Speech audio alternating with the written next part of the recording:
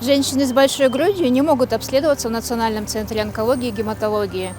У единственного маммографа не работает приставка. Пациенток приходится отправлять в другие центры. В проблеме разбиралась редакция «Кактус Медиа».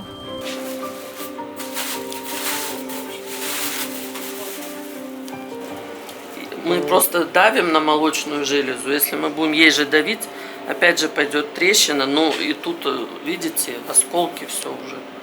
Как сказать, мы ее ремонтировали сами, своими силами, пытались где-то заклеить, где-то как. Ну, то есть, если уже пошла трещина на этой приставке, то она пошла, и она работать не будет. На данный момент имеется приставка только для средних, так сказать, и маленьких молочных желез. Большие молочные железы, к сожалению, мы снимать не можем. Это большая проблема. И вообще с исследованием молочных желез у нас большая проблема. Это у нас единственный маммограф, который есть в городе, который уже, можно сказать, он бэушный, он старенький.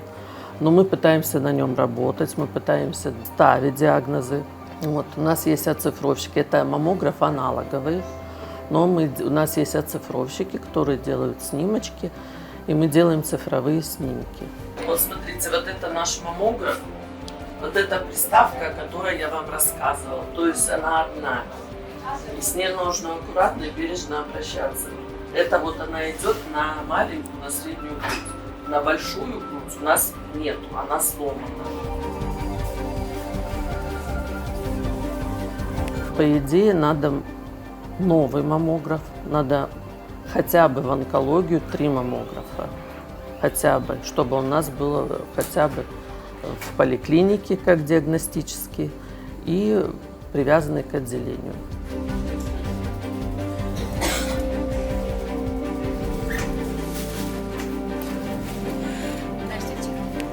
Парк оборудования требует постоянного обновления. Чтобы качественную помощь оказывать, нужно его постоянно обновлять. К сожалению, аппараты у нас давно не обновлялись маммографические, поэтому нам нужны новые аппараты.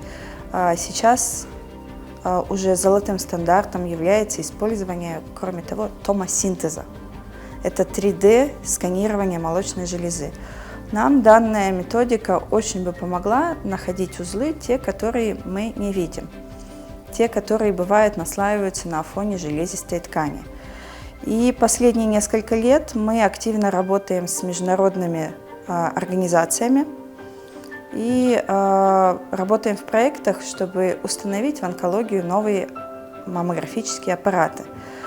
Из хороших новостей вроде мы достигли договоренностей, и в следующем году нам должны установить 2 маммографа. Один в поликлинику, один в корпус с маммологическим отделением.